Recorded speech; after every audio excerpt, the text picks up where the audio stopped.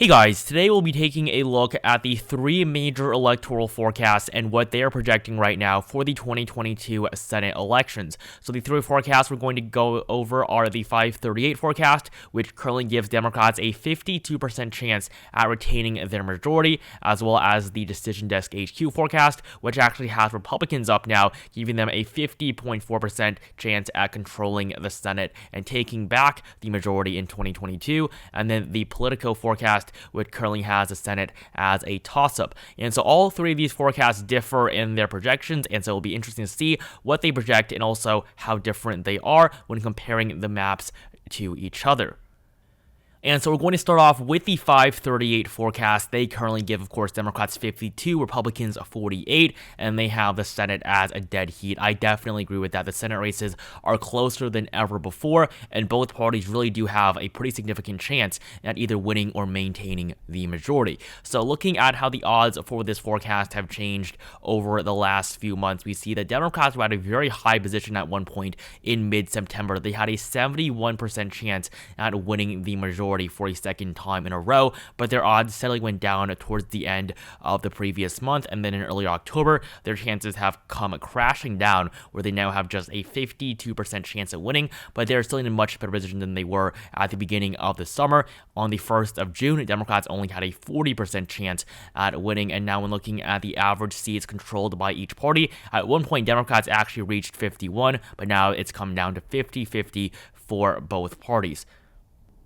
And so when coming back up here and looking at the map, we see that 538 currently has 11 races as being competitive. All the other elections are solid for either one party. Some notable solid states are Connecticut for Democrats, even though I don't think Richard Blumenthal is going to win by over 15 points. It's still going to be a race that Democrats are 100% going to win. And we have the same story in Iowa and Utah. I don't think Republicans are going to carry these two states by a technically solid margin, but in terms of how competitive these elections are, it is pretty solid for the GOP. And so when looking at these 11 races, first off, we have a couple of likely states. For Democrats, these are Washington and Colorado. In Washington, Patty Murray has a 93% chance at winning her re-election. Tiffany Smiley has just a 7% chance at defeating the four-time incumbent, who is now running for her fifth term. And the odds for Murray have been pretty consistently in the 90s for the last 6 months, and this really isn't going to change anytime soon. So Patty Murray is easily on track to winning her re-election,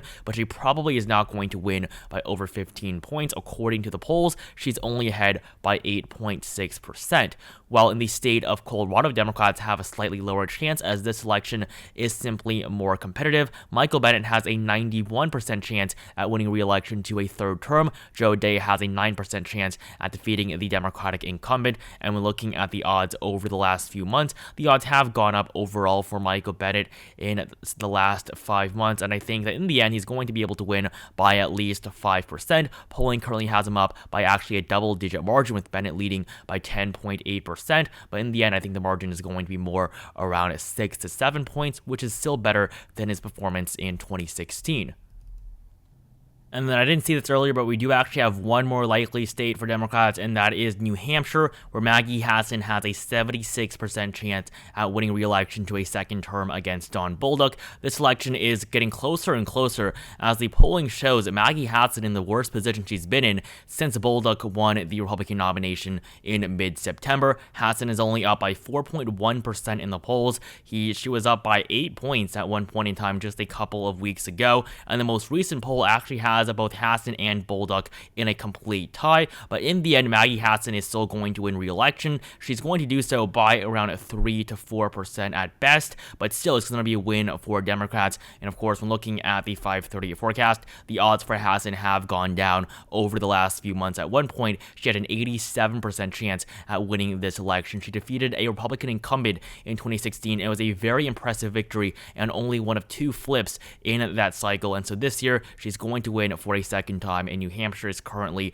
likely Democratic, but I think in the end the margin is going to go down to lean, and 530 barely has a state as likely anymore, as Maggie Hassan only has a 1% higher chance than the 75 that she needs for her to have a likely rating.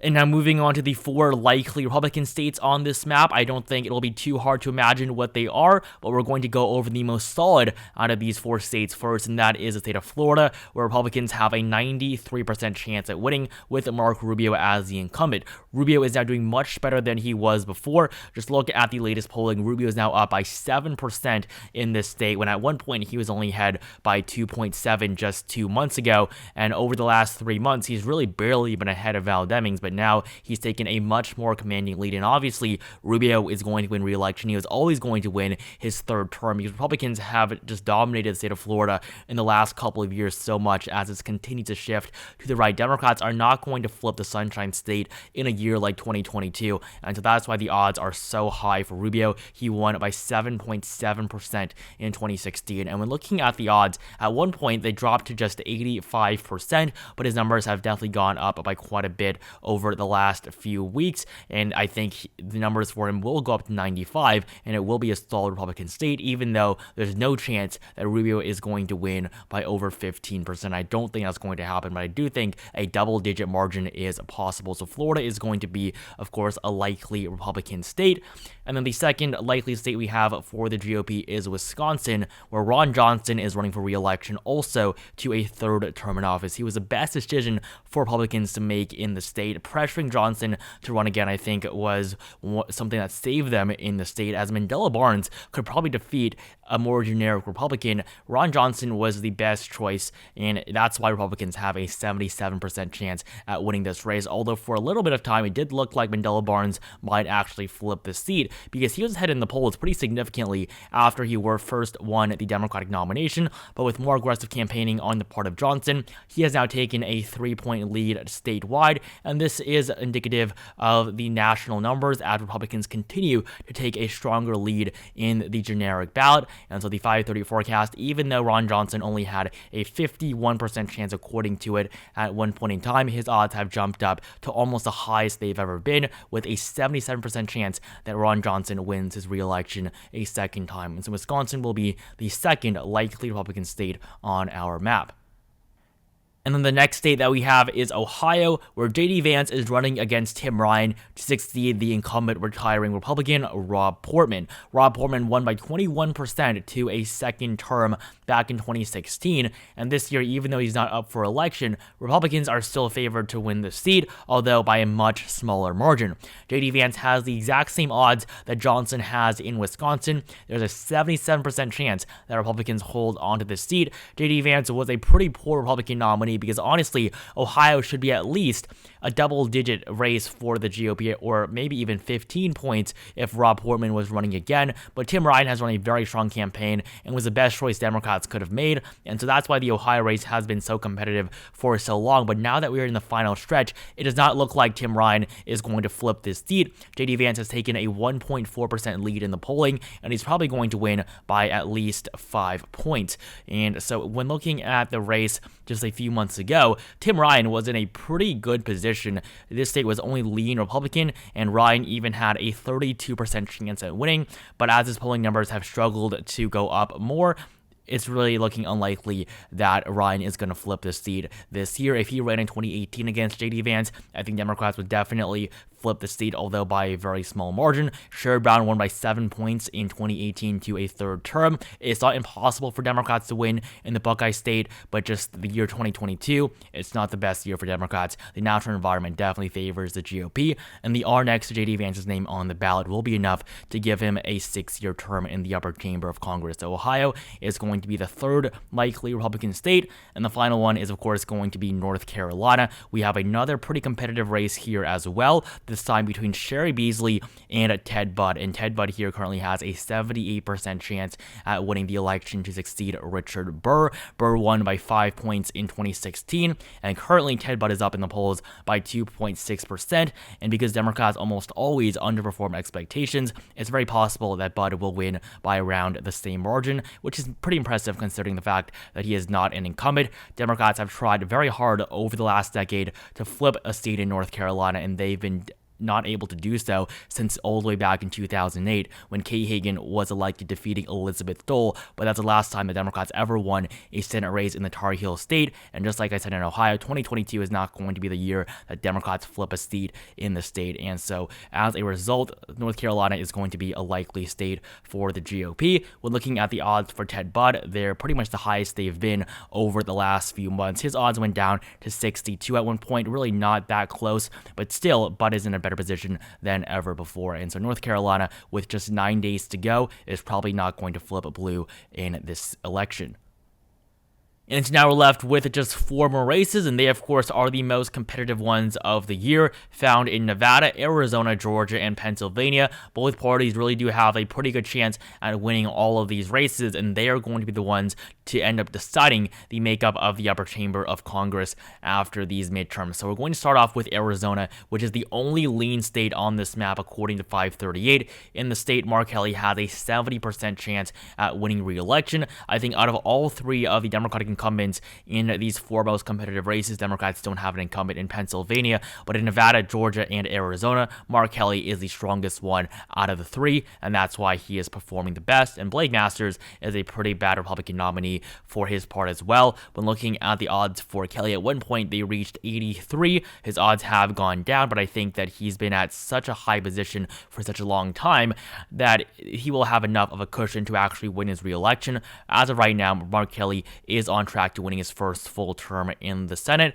after winning a special election in 2020. In the polls, Mark Kelly leads by 3.6%. Polling is much closer than it was before, but Mark Kelly still maintains a pretty reasonable lead. And so the state of Arizona is going to be lean Democratic according to the 530 forecast, and also my very own projection as well. As the wrong map, it's going to be this one, and Arizona is again going to be lean for the Democratic Party.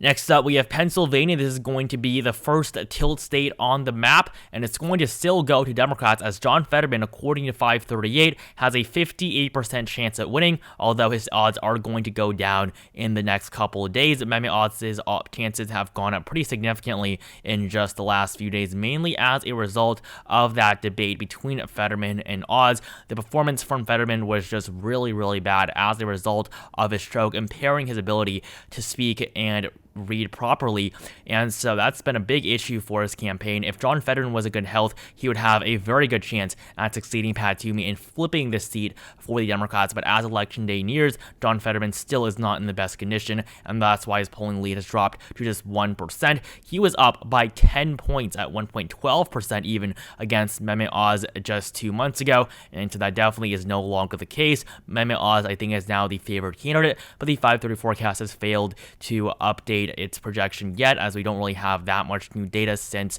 the debate, but all 3 of the polls we've gotten since then have shown Mehmet Oz ahead, and as the polling continues to skew in favor of Oz, the 530 forecast is going to realign itself accordingly, but right now Pennsylvania remains a tilt state for the Democrats.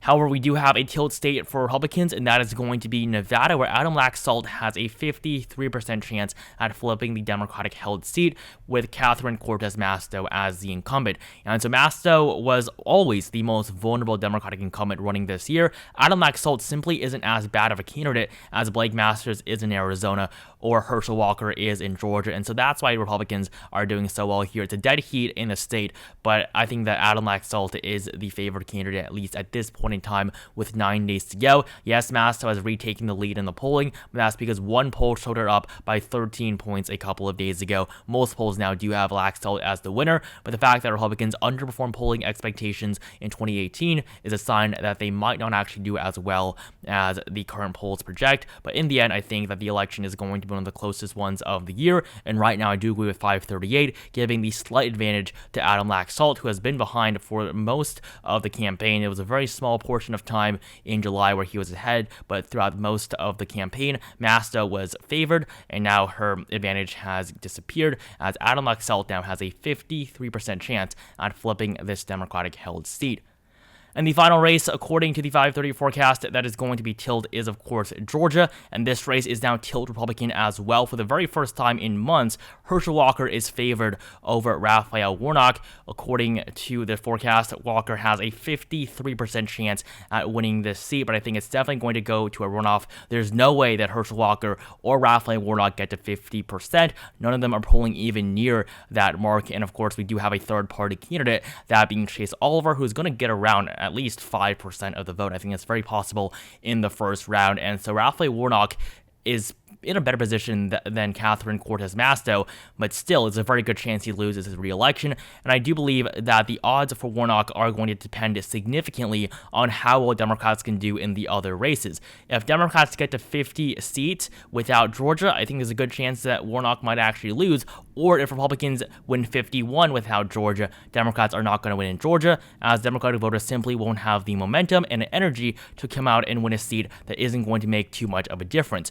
But if the Senate majority does rely on Georgia and Democrats win 49 seats and Republicans 50, and the seat in Georgia is going to give either party the one seat they need for the majority, I do think Democrats are going to end up on top. When more people vote, Democrats win.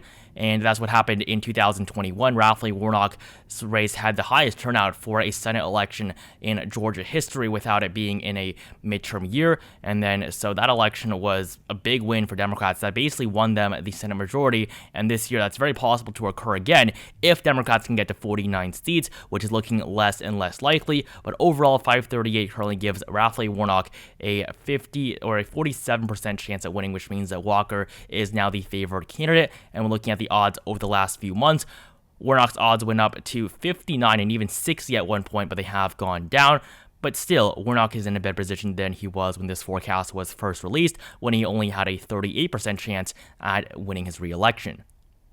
And so this is the 2022 Senate map based on the 538 forecast. And now we're going to quickly go over the other two forecasts, which I do think are inferior to the 538 forecast. In the end, though, I think the odds are going to go up more for Republicans. And I do think that they will project a victory for the GOP in Pennsylvania as well. We'll just have to wait a little bit. But according to Decision Desk HQ, Pennsylvania is already a tilt Republican state. So looking at their map, they have the same 11 competitive elections. Washington and Colorado are, of course, likely Republican states, while Wisconsin and Florida are likely for the GOP as well. However, Ohio and North Carolina are only lean for the Republican nominees, with J.D. Vance having a 75% chance in Ohio and Bud a 70% chance in North Carolina. And then for the Democratic lean states, we have two of them, those being Arizona and New Hampshire, with this giving Democrats now 48 seats. And then we have three tilt states on this map. The Decision Desk HQ forecast actually favors Democrats a little bit because Catherine Cortez Masto has a 50.8% chance in Nevada, and in Georgia, Warnock has a 53% chance. But in Pennsylvania, the odds right now that Republicans hold onto the seat sit at 53. Mehmet Oz has retaken the lead for the first time since back in June, as John Fetterman's odds have dropped pretty considerably in the last couple of weeks. So Pennsylvania is going to be tilt Republican, while both Georgia and Nevada are currently forecasted to go to Democrats. And so this is the map according to Decision Desk HQ.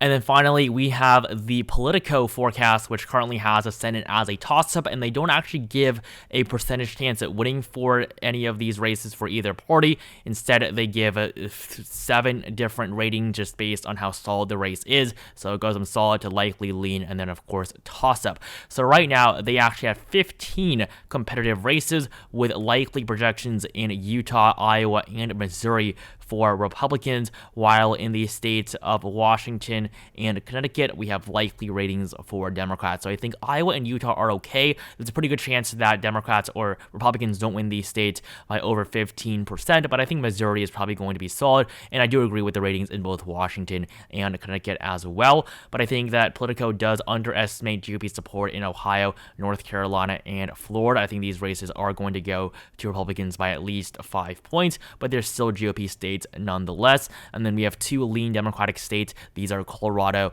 as well as New Hampshire, with 5 toss-up elections in Wisconsin, Georgia, Pennsylvania, Arizona, and Nevada. So this forecast really doesn't tell us too much about who's actually going to win. It basically has the upper chamber as a toss-up, which is accurate, but it's not as informative as the DDHQ or 538 forecast. And so these are the 3 maps right now we have from the 3 major forecasts. 538, 5248, well, Decision Desk HQ gives Republicans a 50% chance, and then Politico has the Senate as a toss-up. So a very close election according to all 3 of these sources, and the map really doesn't differ too much except in the 3 most competitive states of Pennsylvania, Georgia, and Nevada. We have opposite projections from Decision Desk HQ and 538, but in the end, I think that Republicans right now are slightly favored, but it's not impossible for Democrats to win control a second time. They are definitely doing much better than expected, and Democrats honestly should be losing the Senate at least 53-47, just looking at how this map started off. Republicans have not done well with their candidates, but still, as election day nears, they are gaining momentum, and they're probably going to hold on to most, or if not all, of their seats, while maybe even flipping a couple of seats currently held by Democrats. And so that will be it for this video. Make sure you like it down below if you enjoyed. Comment down below which party you think will win the Senate overall. Subscribe to my channel if you haven't for 9 days of midterm coverage, as well as a live stream on the 8th of November, and I'll see you guys tomorrow.